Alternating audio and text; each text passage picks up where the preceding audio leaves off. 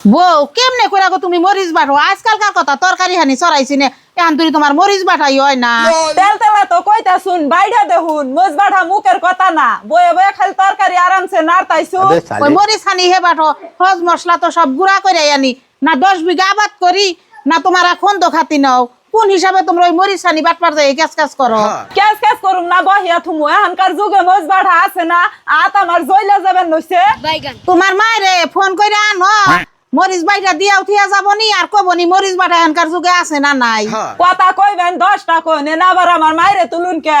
আমি আইছি তাই যে বেশি আমার মায় আইলে তো বাড়ি ঘর থুইয়া যাইবে নিগে।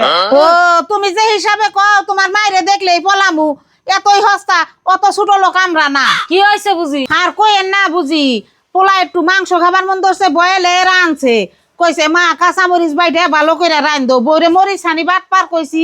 হাই রে বউ যে কতটি কথা কইলো মানে বোর মায় বলে কোনদিন মরিচ বাইটা খাওয়াই নাই তাই কইলাম তোমার মায়েরে ফোন করো আবার কও মরিচ বাইটা দিয়া থিয়া যাক যদি নাই পারো সেইটা নিয়ে বউ কর কর করতাছে। ওই তো বুঝি কন্যা জানি পোলার বগজুল একটু মজ বাট্টা দিছেন না হেনতে এরকম করালো আর আমরা কত মজ বাইটা হাত খয়ে গেছে গা তাও আমরা কোনদিন হরিহর গমটা করার নাই।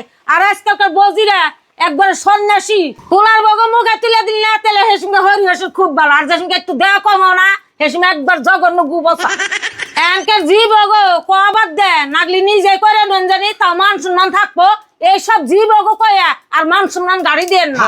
ওই যে হুইন চাষি হরিয়ে কি কইলো আমরা যে দুঃখের ভাত খাইছি যে হানি কাম করে খাইছি তোমরা পারবা না শোনা।